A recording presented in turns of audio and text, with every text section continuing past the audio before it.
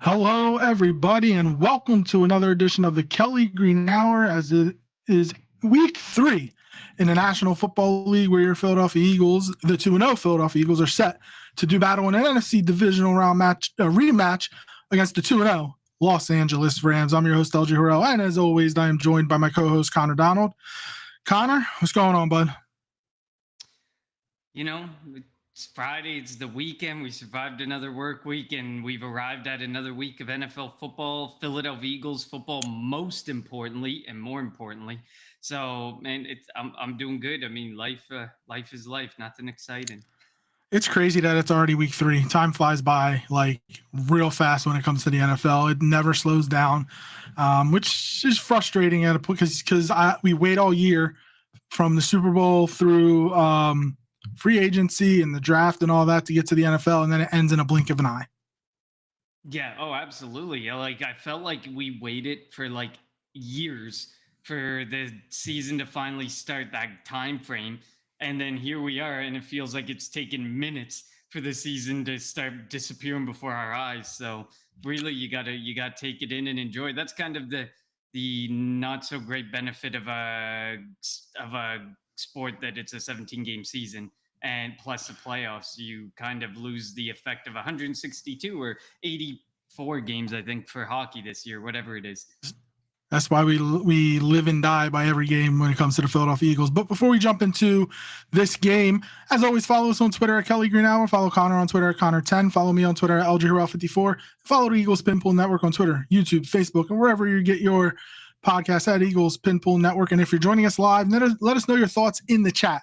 Your prediction, your keys to the game, your offensive player, your defensive player, and even your thoughts on the tush push, which is where we're going to start. I know we discussed it briefly on Tuesday, but the NFL came out with a memo sending it to all teams and the referees, saying to really dig down and call the play properly. And that means if somebody's offsides or if the offensive line is jumping, call a false start. And coincidentally, the head ref of this game for the Eagles and the Rams caused the most false start penalties. His crew caused the most false start penalties in the NFL. Is that a coinkydink, you think, Connor?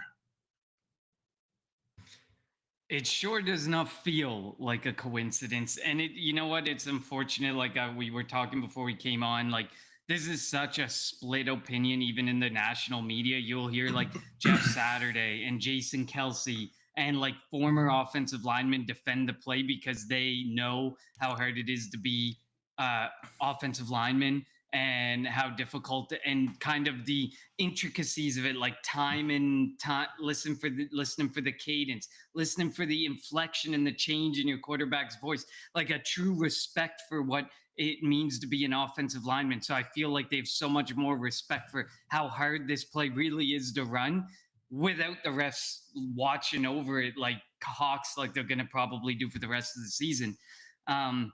So, I mean, it's really unfortunate that it's reached this point. But I mean, we had to know and realize that there was eventually going to be a turning point throughout this season where the debate would be ramped back up. And of course, it's Kansas City Chiefs, it's Patrick Mahomes, it's a Super Bowl rematch, and it had to happen. And that maybe if we had to run it one or two less times, maybe we wouldn't be hearing about it because I think it was around, 7, 8 times. Maybe if we ran it a couple less times, we wouldn't be hearing about it to the same degree we are. But here we are. And like Jason Kelsey said, and I'm kind of in the same boat as him, he thinks this is the last year for the tush push. Well, I think if everybody and all the TV stations didn't do a slow-mo version of it, the refs aren't watching this in slow-mo. You can't challenge a false start, which would allow the refs in a review situation to see it slow-mo. It's literally impossible. And if you wanted to call it correctly, the defensive line's offsides too, so it would be offsetting penalties if you really wanted to get down to the nuts and bolts of it all. And Jason Kelsey said, everybody's saying that Cam Jurgens is over the ball. Jason Kelsey was saying, as a center, you're allowed to be over the football. So he's not, Cam Jurgens isn't doing anything wrong. Chris Jones was offside multiple times, whether it was his helmet or his hand past the ball. So if you're going to call it by the letter of the law, call it by the letter of the law. And that means you're going to call it on both teams. And, who knows what's going to happen. I still want to see a game or at least a drive where that's the only play the Eagles run, but I want them to do that against Green Bay, just to be petty.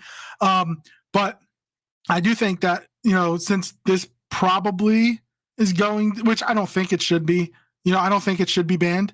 If again, every team has the ability to run this play. If it was just one team that had the ability, okay, I can see it. Maybe you would ban it, but every team can run it. Just because they can't run it as successfully as the Philadelphia Eagles doesn't mean you go and ban this move or this play because you can't stop it. And Al Michaels made a comment yesterday saying, there are a bunch of good teams that aren't interesting. And let's be honest, that was a shot at the Philadelphia Eagles. When he was talking about how exciting the Bills are, I didn't know winning had to be exciting. I don't care if it's a 3-2 win or a 28-27 or 41-40 type of win like the Bills had over the Ravens. I don't care. Winning is winning. And again, the question we ask, I feel like we ask every week, is when did winning have to become a bad thing? When? I don't give a crap how we win. It doesn't have to be exciting. It doesn't have to be thrilling. Just get the W. The Eagles have a very, very tough schedule this year. And over the next couple of weeks, they're going up against teams that they're going to potentially see in the playoffs that are going to be battling them for the number one seed in the NFC. Guess what? I don't care how they win the game. It doesn't have to be pretty.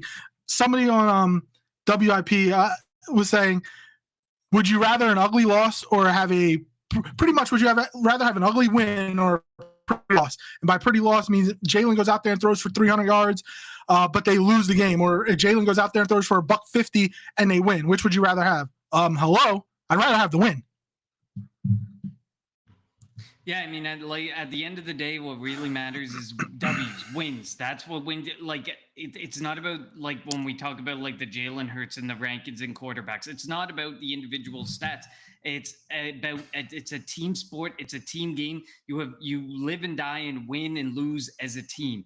It's very rare that you can pinpoint just purely one play that is 100% ever the reason that a game is won or lost. There you can pinpoint multiple plays in every game and in every situation where a game could be won or lost, but you can never pinpoint one player exactly and one play exactly. And we're going to take the W's anyway. I'm never going to give a W back. No matter what anybody says, matter what a talking media head says, or no matter what a fan says, if you get beat by the Eagles and it's ugly like the Chiefs did, they try and spin it their own way to kind of look like a victory, or it could have been different.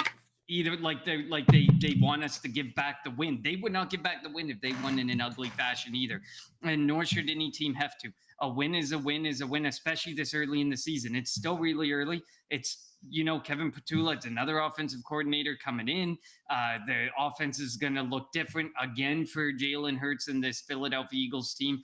I know, you're talking about other teams can run this play too. John Gruden over at Barstool literally had a video where he talked for, I think it was about 10 minutes, and he literally showed a clip.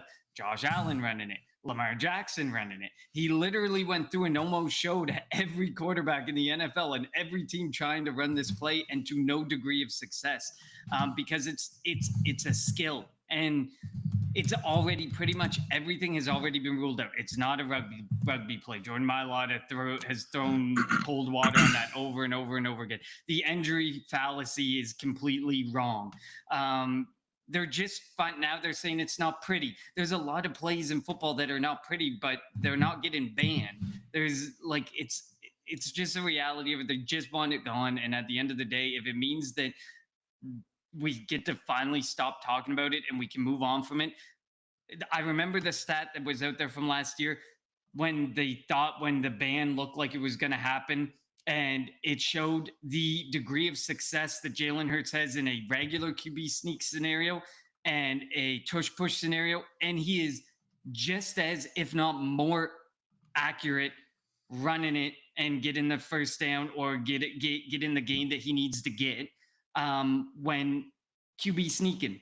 So if you take away the tush push, they're gonna find another way to do things. We're already implementing a fullback. We're already doing things that are basically preparing for, maybe preparing for life after this play.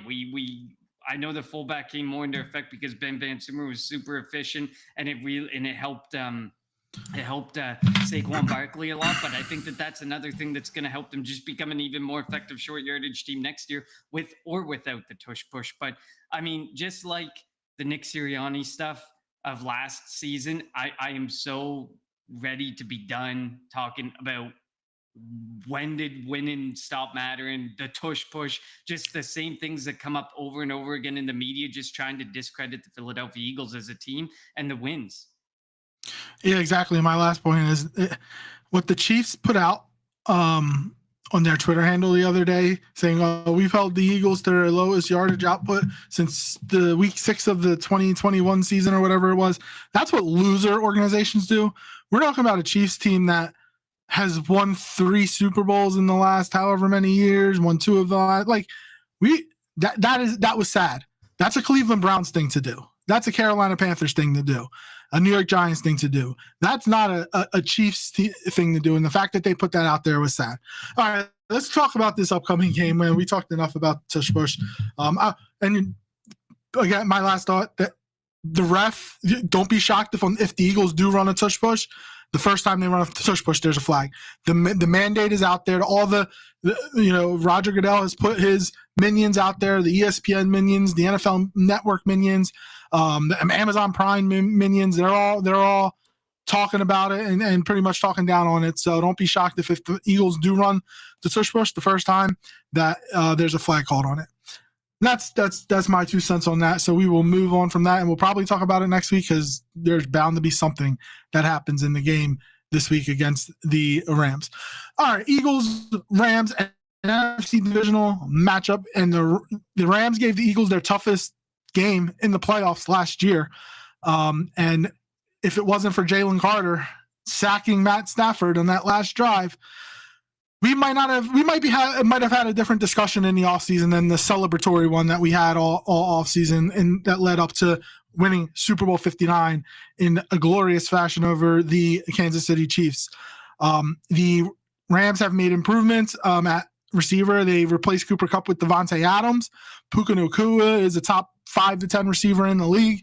I don't know if their offensive line is okay. I don't know how I don't think it's Eagles level of okay or Eagles level of good, but their offensive line can do the job, I guess I'll say. Matt Stafford, we'll see. He's coming in. We'll see what his back looks like if he takes a couple of hits from Jalen Carter, Jordan Davis, Zadarius Smith, and the Eagles front line.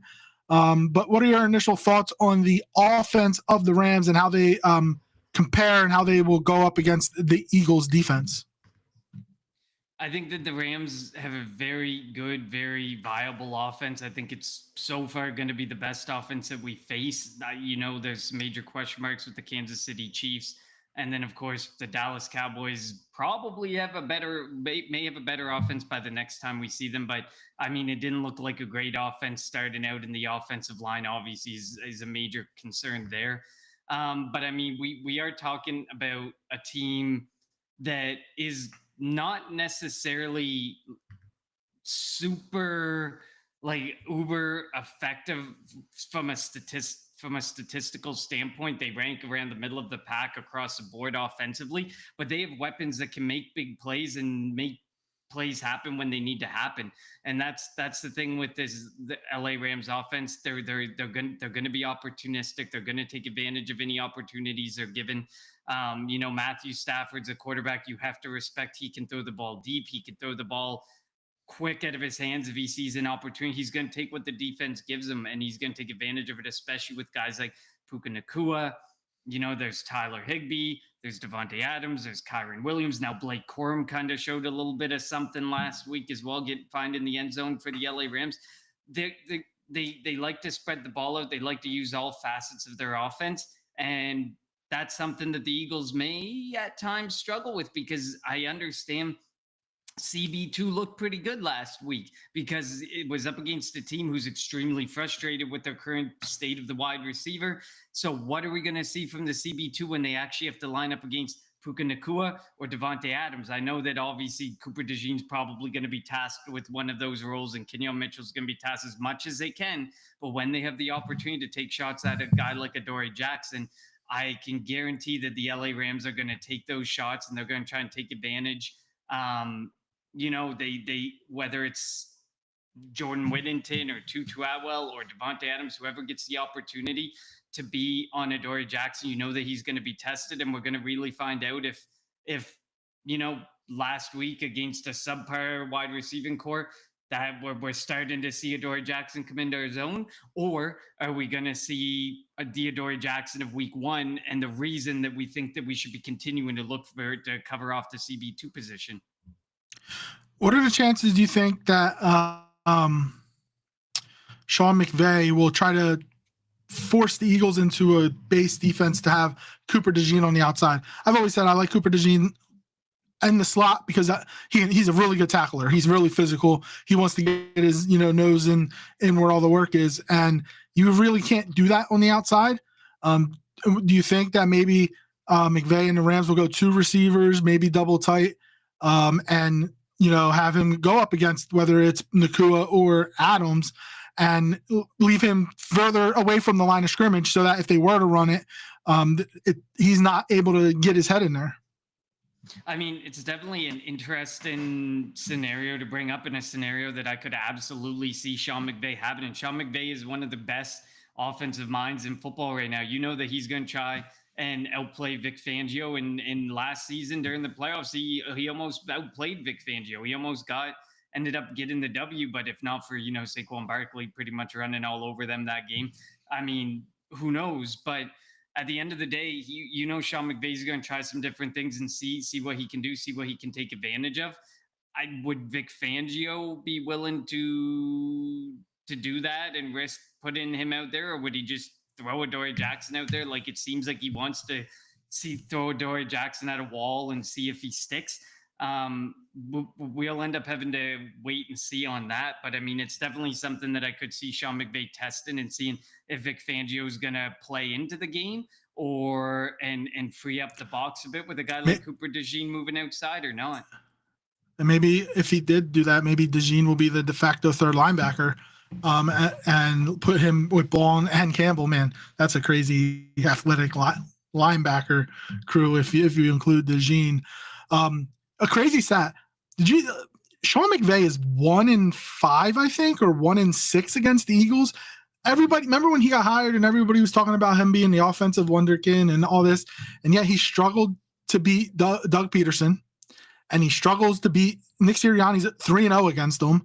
Like, I get it. And I'm not saying Sean McVay's a bad coach, because he's not. He's very smart, and he's still super young, which is crazy to think about, considering I think this is year 9 or something like that for him, year 8 or 9 as head coach of the Rams. But like, the fact that the Eagles have had such success against him, and it's not like his teams have been all bad. They went to a couple of Super Bowls. They won a Super Bowl. Aaron Donald obviously was there. Aaron Donald, Eagles are one of the 2 teams in the NFL Aaron Donald has never had a sack against. Is that a surprise to you? I don't know if you heard that stat, but does that come as a surprise to you? It definitely comes as a surprise to me, because he's one of those offensive minds who, when he got hired, everyone thought, the Rams have been a very good, even when the Rams lose specific players or certain situations come up, it feels like they're always able to overcome them and keep themselves close in the playoff race and always give themselves a shot to make the playoffs every single year. So it definitely comes as a surprise. I'd never expected that type of stat, especially when you talk about like Doug Peterson and you think back to some of those times for the Philadelphia Eagles that were not necessarily that great, and the Rams were not able to get the W. It's definitely an interesting stat, and it is definitely, like you said, no shot at Sean McVay, because Sean McVay has great success against other teams and great success in different moments in the NFL. And he's definitely, I would say he's one of the best head coaches in the NFL. It's just, when you think about how teams are built, the LA Rams have had their moments where they've struggled with necessarily building out a roster to the same degree as like the Philadelphia Eagles, and the success and the Baltimore Ravens, and the success that they've had through free agency and through the draft. Sometimes whether it's money or whether it's this infatuation with older players for the LA Rams, they haven't necessarily always been able to build that roster that can necessarily compete to the same degree, but a guy like Sean McVay always gives them a shot, always gives them an opportunity. Yeah, exactly. Do you think Quinyon Mitchell is going to shadow one of the receivers? I know it's tough because there are two really, really good receivers for the Rams, but would this be an opportunity where you put Quinyon, say, on Devontae Adams, and then you put bracket coverage against Nakua, or vice versa, Quinyon on Nakua, and then bracket coverage Devontae.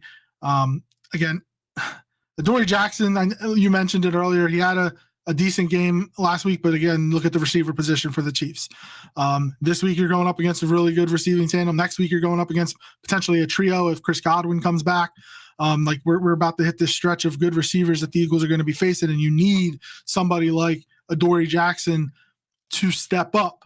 So what do you think if you were Vic Fangio, what would you do, and what do you think Vic Fangio is going to do? If I was Vic Fangio, I would probably play it semi-similar to how he played the Dallas game, because you knew there was two viable wide receivers. I just think that he had Kenyon Mitchell shadowing the wrong wide receiver in Dallas, because CeeDee Lamb feasted at any opportunity he was given, seeing Adoree Jackson across from him. But this one, like you said, becomes a lot more difficult, because who do you really choose to cover, and who do you have faith in Adoree Jackson being able to cover? Devontae Adams is a route running technician.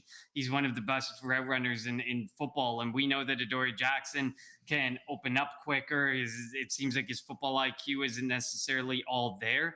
So do you want, and that can lead to, Devontae Adams making a double move that ends up putting him wide open, similar to the play we saw with Thornton last week, although there was two people colliding, but to that degree where somebody's open by I blame Reed Blankenship.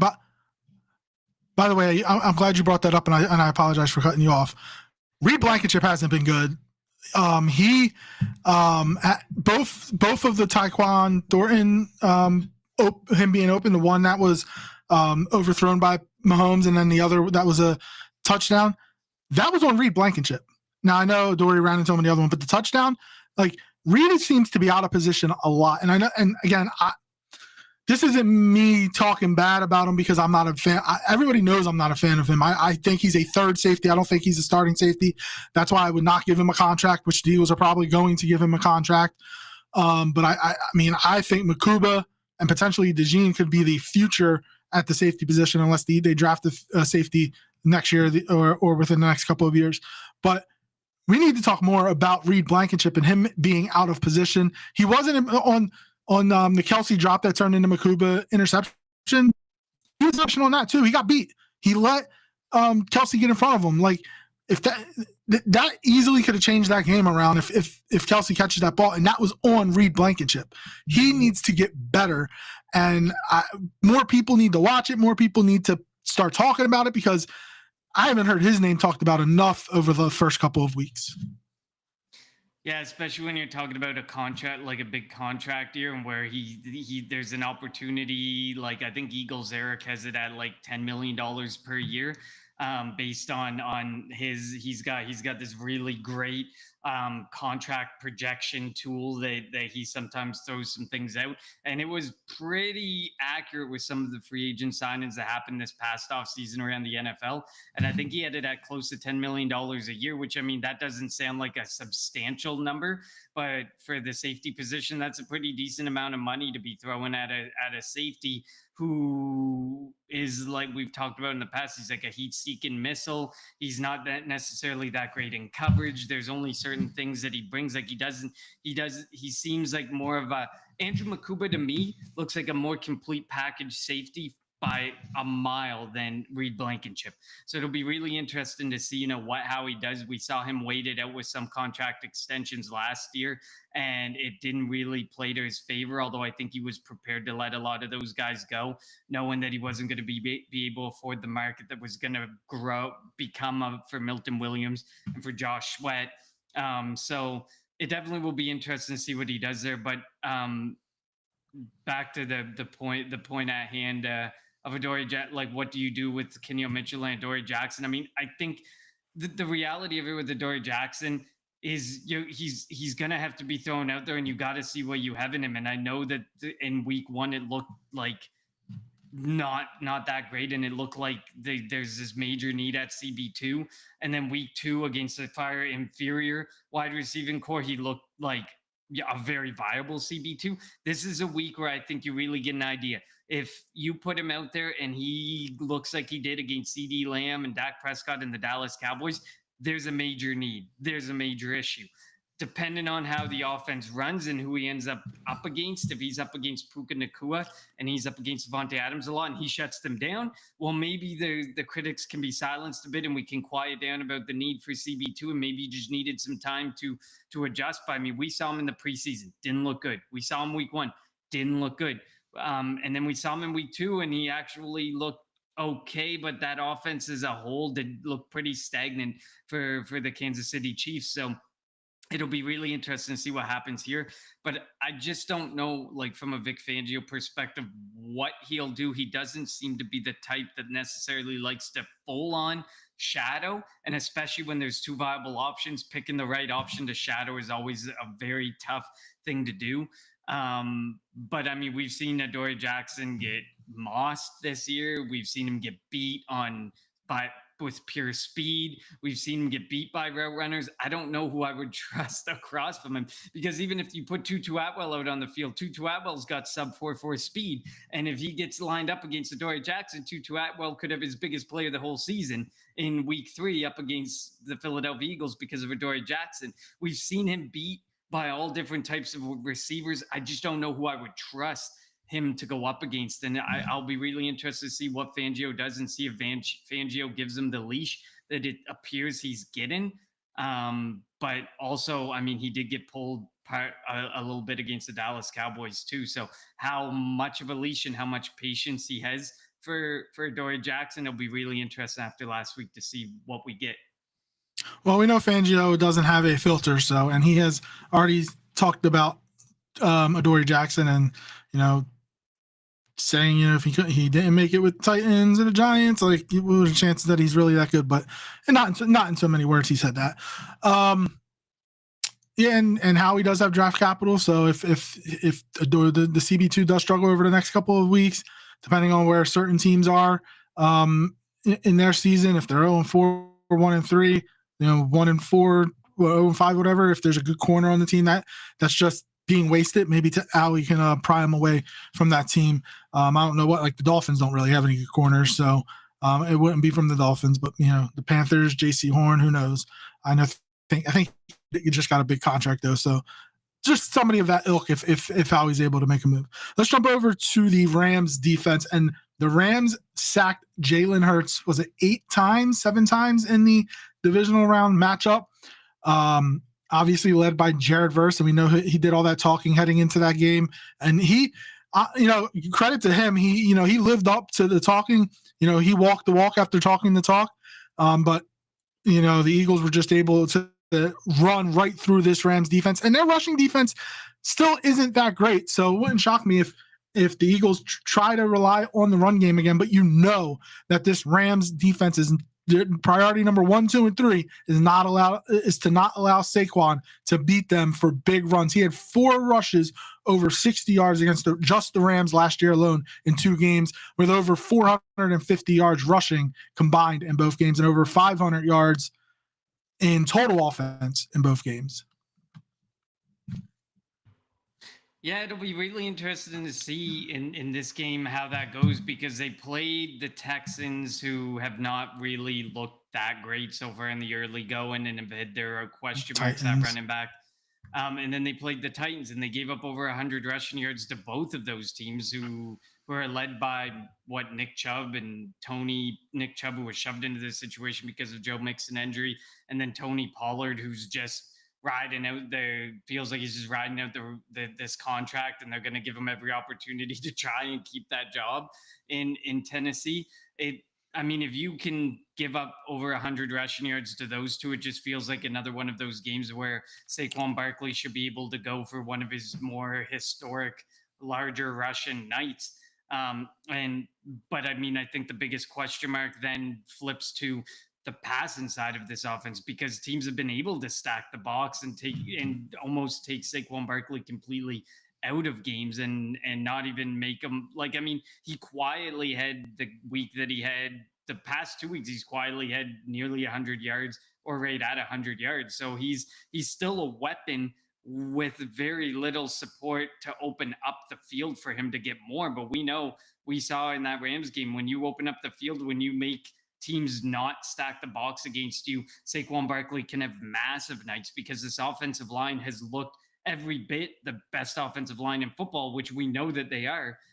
But the issue is you can only hold up so much when the teams are stacking the box against you, when there's no real passing offense. You can look like this stud offensive line when you don't have to pass block as much, and you're rush blocking more, but it makes it a lot more challenging when the box is stacked and Saquon Barkley's not able to find the gaps and the holes that he needs. So I think that this game, I think that it can be a big Saquon Barkley game. It should be a big Saquon Barkley game. This Los Angeles Rams defense is kind of middle of the pack rushing wise. But they are one of the top passing defenses, but they will be without Ahkello Witherspoon this week because he went on the injured reserve right after their game this past week. So I think that opens up an advantage for the Philadelphia Eagles to kind of start to, for Kevin Petula to gain some confidence in trying to throw the football. This is a good passing defense, but this is a good passing defense that is now down one of their starting cornerbacks, and you have very good, very viable receiving options in Jahan Dotson, who had that big play week 1, AJ Brown, who hasn't been great this year yet, but we know what AJ Brown can be when you give him the opportunity. And same with Devontae Smith. It feels like this is something that they can definitely take advantage of. And hopefully Dallas Goedert's back, because we saw Dallas Goedert was a big piece of that offense in week 1 before missing week 2. So it'll be really interesting to see how things go here. I mean, they've given up. They rank number 1 in points allowed and number 4 in yards allowed. So they're not. This defense is not giving up a lot of yardage. You're not giving up a lot of points. They're really making. I mean, the teams that they played haven't been great, but they made those teams work very hard for the yards and the points that they did get. But now they got the Philadelphia Eagles. Now they got Jalen Hurts. Now can they get the win that they could not get in the playoffs last season down a guy like Witherspoon? And you spoke about Verse. Verse doesn't have a sack yet this year. So it feels like this is one of those games where Jared Verse is really going to want to go out and get that first sack. And then, of course, they have Byron Young along the interior that has 3 sacks on the season. He's already having a really good season. It's going to be really fun to watch, because I kind of feel like this could be a defensive battle. But the Philadelphia Eagles run defense has not been all that great so far this season. So it'll be interesting to see what happens with this run defense if they're able to make some stops, because Kyron Williams is a good running back, and Blake Corum is showing that he can be a short yardage guy, and he can be a guy that can get some yardage as well on the rushing side of the ball. But yeah, it'll be really. I mean, I think it could be a defensive battle at the end of this. Well, talking about the run defense real quick, I mean, they didn't have Jalen Carter week 1, and it was pretty much Patrick Mahomes week 2, and Matt Stafford's not running all over the Eagles. If Matt Stafford runs all over the Eagles, we have a big problem. So I think that the Eagles will be okay in the run game. And AJ Brown, he's been a good soldier over the first 2 weeks. We could see AJ Brown breakout party because he's going up against his son in Emmanuel Forbes. We know what he did to Emmanuel Forbes when Forbes was with Washington. He owned him. Again, AJ Brown has played the good soldier over the first couple of weeks. He's eventually gonna, if everybody at his caliber breaks at one point in time, if they're not getting targeted. And I mean, and winning can only take you so far. But I do think the Eagles are going to try to get him involved. You mentioned now their secondary is beat up. This could be potentially be a game. I'm looking forward to the Jared Verse versus Jordan Mailata matchup. We saw it twice last year. They both got the best of each other, but it was a stalemate most of the time. That's a battle. That's a grown man battle. And I'm definitely looking forward to that. Brandon Fisk should be playing. He's questionable, but Braden Fisk, excuse me, but I'm pretty sure he's going to play. Kobe Turner is also very good on that defensive line. So It's going to be a fun matchup, and this is a potential playoff preview. Two teams that are going to be vying for the number one seed in the NFC. So this is a huge early season matchup, and the fact this is kind of going off the fact that this is a 1 o'clock game, but Dallas versus Chicago is the 4 o'clock America's game of the week is a bunch of BS. Now, I will say this. I'm happy it's 1 o'clock. I love 1 o'clock games. And I think 5 of the Eagles' next 6 games are 1 o'clock, with the only one not being 1 o'clock, the Thursday nighter against the Giants. And then I'll be in Minnesota the week after that. Can't wait. Looking forward to it. Bought my tickets for that already. But so again, the 1 o'clock games, no issue. I'd much rather get the game over with so I can enjoy the 4 o'clocks and the night games. But yeah, like this is going to be this is going to be the best game of the day. It should be the best game of the day in the NFL. It's, two teams that are equal, if we think about it. So just the fact that we get to see this early in the season, both of the teams relatively healthy, that's what you ask for. And Rams fans can't complain, oh, it's snowing. Granted, we played them in LA in climate-controlled stadium, and Saquon ran for over 250. So I don't want to hear that mess. That if it didn't snow in the if it didn't snow in the divisional matchup, we would have won. The snow actually helped the Rams, if I'm being honest. Just saying. Yeah.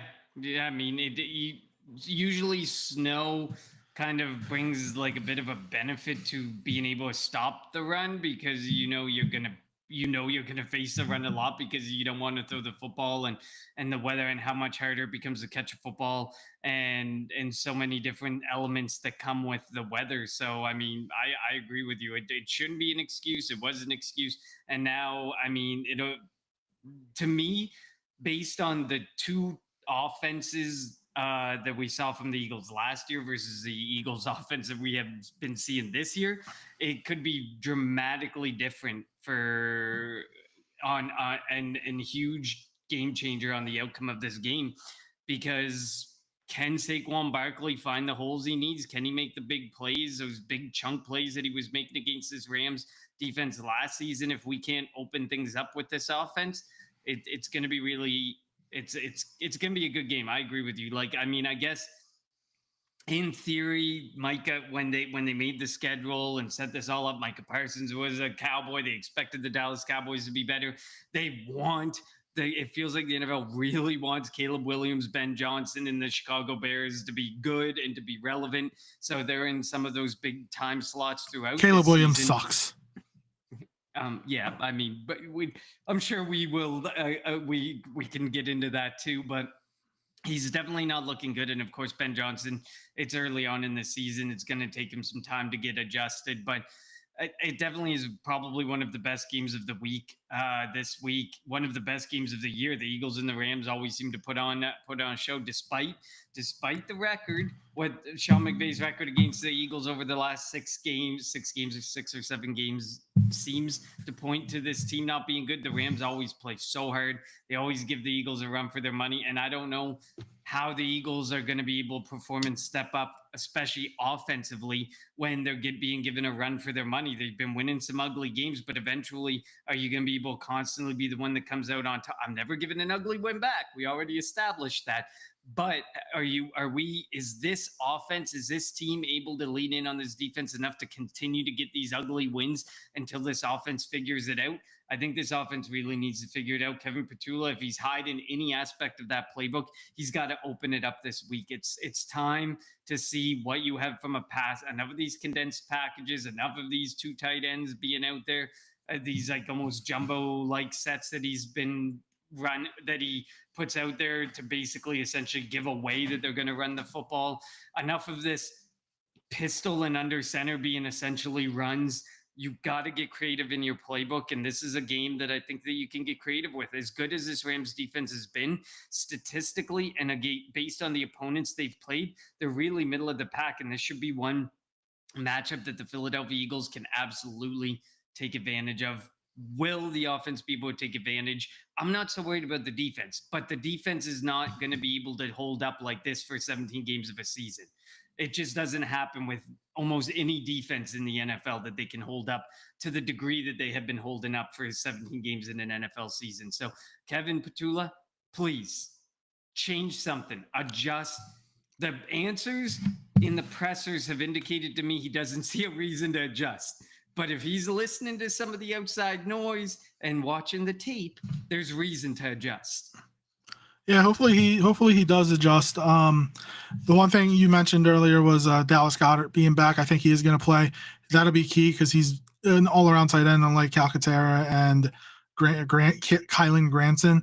The one thing I like that the Eagles did towards the end of the game was put Fred Johnson as the tight end and as the 6-0 lineman to help with the blocking, and I think that helped down the stretch. Now you shouldn't have to rely on the 6th offensive lineman, but having that in your back pocket, being able to get Fred Johnson back for like a 6th or 7th round pick, and then 6th and 7th, I think, whatever it was, and then utilizing him out there to help, because you realize that the shortcomings of Calcaterra and Granson in the blocking game.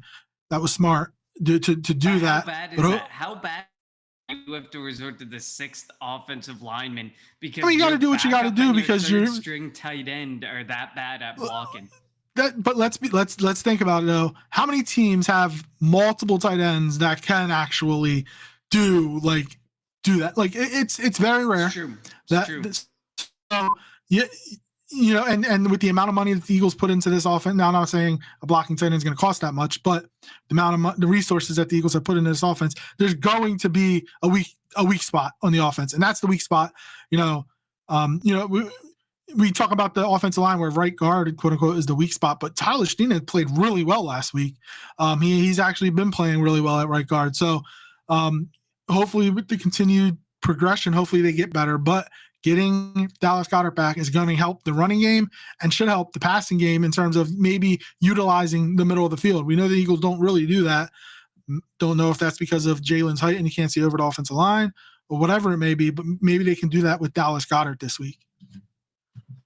Well, yeah, you saw it week 1 that Dallas Goedert, I think, ended up with the most receptions on the team. So he's definitely a key. And when you A.J. Brown and Devontae Smith, should that be a frequent occurrence? Probably not. But, it is important that he be a part of the offense, that he be out there, and what he's able to do, like you said, right in the middle of the field, in an area of the field that we don't tend to work through a lot. Using A.J. Brown and Dallas Goedert there is definitely a recipe for success. We just haven't seen it with Kevin Petula. And like you said, last year, we didn't even see it that much, but we know A.J. Brown on a slant. We know Dallas Goedert in the middle of the field. They can get the ball to them, and they can make a lot more happen with the play after the fact. So it's going to be – I'm so interested to see what Petula does this week. I feel like – I say it because it's early on. I understand there's lots of people talking about, well, remember 2023? I get it. That was so painful to go through Brian Johnson calling plays for 17 weeks of an NFL season. And it didn't look like the offense just looked completely stagnant, and it didn't look like he was adjusting at all. Hopefully, Kevin Petula, knowing he wants to put his own mark on this offense. He doesn't want it to be, the Kellen Moore offense or, the offensive pass for the Eagles. But if that's what was working, then it's got to be something that you got to look in at the tape from last year and the tape at this year and figure out, well, what's not working? And obviously there's some things about this offense that are dead giveaways to what they're going to do. And I think that that's one of the big things. There can be success with this offense and how Kevin Petula's calling things, but not when it's a dead giveaway to the defense of what is going to happen. And, this is a smart, resilient LA Rams team. And I would say that this is one that they're going to hop onto those tendencies right away. And we probably are going to find out very early on if Petula is shifting those tendencies and changing the things that are becoming tendencies the defenses are picking up on. But there's no reason this Eagles passing offense continues to look the way that it has looked over the past 2 weeks with A.J. Brown, Devontae Smith, Dallas Goedert, Saquon Barkley, the offensive line that they have. It is the same identical offense to last year that found so much success. And that's what makes you just want to shake Kevin Petula and be like, just take some things from last year and do it and use it, because what he's doing this year is just showing a tendency, not actually creating any opportunity for this offense. Well, if couch coaches can figure out what the Eagles are doing, $1 million offense or defensive coordinators realize what the Eagles offense is doing. So before we get to our unheralded player of the game of the week and our game prediction, let's get to our offensive player, defensive player, and keys to the game. You can go first, Connor. This is going to be an odd one, but I'm going with George Holani from the Seattle Seahawks on a absolutely terrible Caleb Johnson kickoff return that I didn't say unheralded player yet, but we can do that. Oh, sorry. It's fine. It's fine. Go ahead. Just continue. Yeah. So I'm going with George Holani. Sorry. And just because on that play with Caleb Johnson that has lost him a job as a kickoff returner, he went in there, smart, savvy play, got in there, grabbed the touchdown, and Mike Tomlin and the Steelers look well on their way to another 9-8 season this season. This time behind the arm of a new quarterback, another quarterback coming into town. So I'm going George Holani. Sorry, I messed up the prediction portion, but we'll get back to it. It's all good. I'm going Jake Browning for the Cincinnati Bengals. Joe Burrow, turf toe. He's on IR. He's going to be out for for at least 4 weeks. And Browning came in. He threw 3 interceptions, but he finished with 241 yards passing, 2 touchdowns, and then the game-winning touchdown, QB sneak rushing for 1 yard with 18 seconds left to help the Bengals stay undefeated, improve to 2-0. And it's going to be a big couple of weeks for who would have thought that the game between Cincinnati and Minnesota, which is featuring 2 of the best receivers in Jamar Chase and Justin Jefferson, is going to be Jake Browning versus Carson Wentz. I wish the Eagles game wasn't at the same time because I really want to watch Carson Wentz play. I'm still a Carson fan to an extent. And I'm really hoping that JJ McCarthy isn't healthy in 4 or 5 weeks when I go to Minnesota. I want to see Carson Wentz against the Eagles so bad. I want to see us sack him 9 times again. But I'm pretty sure McCarthy will be back. All right. A little out of order, but it's fine. Now go with your offensive player, defensive player, and keys to the game. Okay, so my offensive player is gonna be AJ Brown. I'm sure me and you were probably both. I think you did it last week, so I think it's gonna become a thing until he gets involved. We are gonna wish upon that he gets involved. And I mean, the key to the game is for offensively is Kevin Petula and his game planning and his play calling. I bragged on it enough earlier, but that's one of the biggest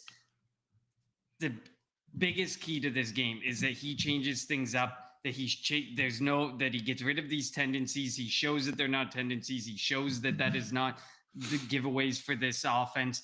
And he opens up the game for Saquon Barkley. He opens up the passing game, shows us that there's a passing game somewhere in that playbook, and an effective one at that. So I'm going A.J. Brown, the offensive player to watch, and Kevin Petula's play calling as a key to the game and a big thing that needs to change to have this turn around.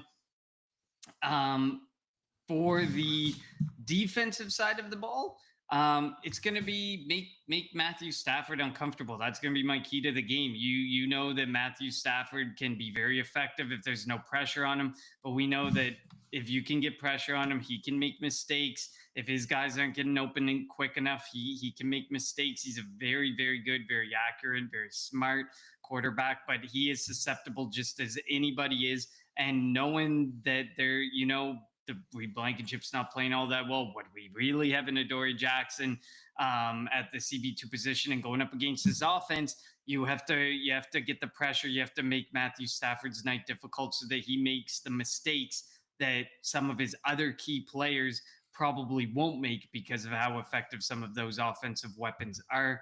So it's getting pressure on him, and that takes me to my offensive player of the game, I'm going to give it to Nolan Smith.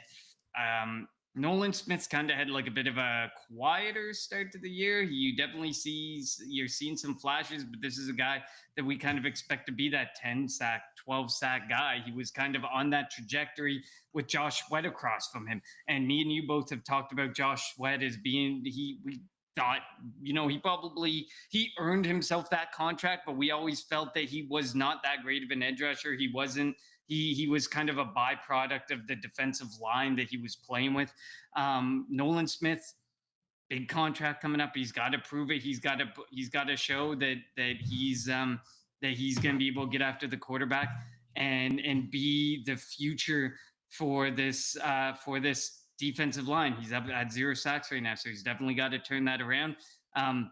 And I think that Jalen Carter is going to start to wake up. Obviously, last week was like his week 1. That was like his first real football game. And I think once Jalen Carter wakes up, he starts eating some of those double teams. It's going to open up some advantages for guys like Zadarius Smith, who we saw showing out a bit last week, Nolan Smith, Jordan Davis, Moro Jomo, other guys. The rest of this defensive line always benefits when Jalen Carter's at his peak. Give him the benefit of the doubt for, week 1 he didn't play. Week 2 was like his week 1. This is week 2. It's time to start seeing Jalen. And you heard, like you said, Vic Fangio, he doesn't mince words, and he kind of said he wants to see more. He thinks that he can be in better shape and he can be a much better player than he is, which is a scary thought. Yeah, they're good ones. One thing about Nolan Smith is I haven't seen somebody take on pulling guards, tackles, tight ends, whatever, better than him in a long time. He stones them, and he's able to blow up plays that they're trying to open up coming that way when they pull the guards and tackles. On the offensive side of the ball, I'm going Kevin Patullo. I'm changing things up. It is up to Kevin Patullo to get this passing game going. Give Jalen easy passes, give AJ Brown easy catches. Utilize AJ Brown's strengths. When he catches the ball in the middle of the field or with a slant, he's one of the toughest guys to bring down. Let him use his side speed and tenacity and allow him to do some damage. There's no reason for him to have 6 catches, 35 yards in 2 games. No, he should go off for over 100 yards against Emmanuel Forbes. You better take advantage of that. We know that the Rams are going to, roll safeties that way because Forbes isn't that good. But the Eagles but we also know the Rams are going to want to try to stop the run. So they can't do both. So let's get AJ Brown involved. So it's going to be up to Kevin Patullo to find a rhythm, calling plays, and get his quarterback into a rhythm. On the defensive side of the ball, I'm going to go with the secondary, Quinion and Adoree/Cooper, because of the weapons that they have on the outside. Even at tight end, running back, they can all catch the football. And Matt Stafford, like you mentioned, he has no qualms with spreading that ball around. He'll throw no-look passes. He's going to get everybody involved. He'll find the weak point and so will Sean McVay, find the weak point on the offense, and that's going to be whoever is going up against Adoree Jackson. We'll see how long he lasts. I would like to see Jacorian Bennett get a chance. We'll see if that happens, but Jackson needs to figure it out. And we'll see if the secondary can hold up. They're not going to be able to stop Nakua. Nakua had a couple big plays in the divisional playoff. When he caught that one down the sideline, I thought the game was over when he caught it over Slay. But the Eagles were able to withstand and hold on to the win. So I'm going the secondary for the Eagles, and I'm going Kevin Patullo on the offensive side of the ball for the Eagles. Prediction time, Connor. You are 1-1 because you picked the Chiefs to win last week. I am 2-0 because I picked the Eagles. I was close. I said 24-21. It was 2017. I was close. So what is your prediction for the game against the Rams? As much as we've talked about the offense and turning some things around, I do stick by my earlier thought that this is going to be a defensive battle. I think Kevin Patullo has a chance to figure some things up. I don't think overnight he's going to turn this into an offense. It's going to pump out 40 points against the Los Angeles Rams. So I got this as a 24-21 victory for the Eagles. Okay. I have it 24-20 Eagles. Jalen will throw his first touchdown pass of the season, by the way. I know there's a lot of people talking about, I can't believe he doesn't have a touchdown pass. They do realize back in 2003, when the Eagles went 12-4 to the NFC Championship game, Donovan McNabb didn't throw his first touchdown pass until week 5. And that was to John Ritchie, the fullback. So they're winning games. Like, he'll get a passing touchdown.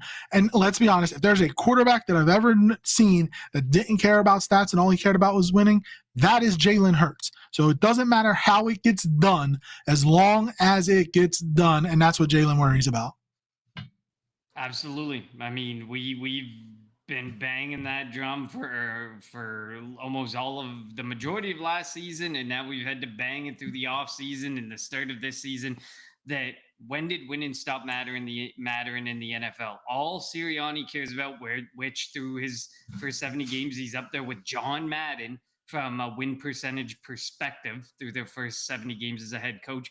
And then you look at Jalen Hurts, we're 18-1 in our last 19 games, and it doesn't matter. Some of those games were 20-point games. Some of them were 40-point games. Some of them were ugly. Some of them were things of absolute beauty. But it doesn't really matter how we win. Winning in the NFL is not easy. Hence the reason there's only 59 Super Bowl champions. It's very difficult, and not even 59 different ones. Obviously, many less because of some dynasties and some teams that ruled the roost for specific decades. So winning is the almighty. Winning cures all, and hopefully the winning ways continue, because the Eagles really need a cure to get in out of the media's attention. It feels like we just cannot get out of the way, but the media loves to get Philadelphia Eagles fans riled up. But at the end of the day, we're taking W's, we're taking wins, and I will run with it, ugly or pretty. I don't even care. Also, Jalen Hurts in games, and the Eagles in games that Jalen Hurts has started and finished, have won 16 consecutive games. So all he does is win no matter what. And that's all that matters. They don't take that Super Bowl ring away if you win ugly, because you just keep racking up dubs, and you know, we won't complain. I mean, well, it's Philadelphia. They'll still find a way to complain. Thank you all for tuning in to the Kelly Green Hour. As always, follow us on Twitter at Kelly Green Hour. Follow Connor on Twitter at Connor10. Follow me on Twitter at LGHurl54. And follow the Eagles Pin Pull Network at Twitter, YouTube, and Facebook. We will be back next week with our review of this game, and hopefully it'll be another Victory Green Hour. For Connor, I'm LJ. Thank you for tuning in to the Kelly Green Hour. Fly, Eagles, fly.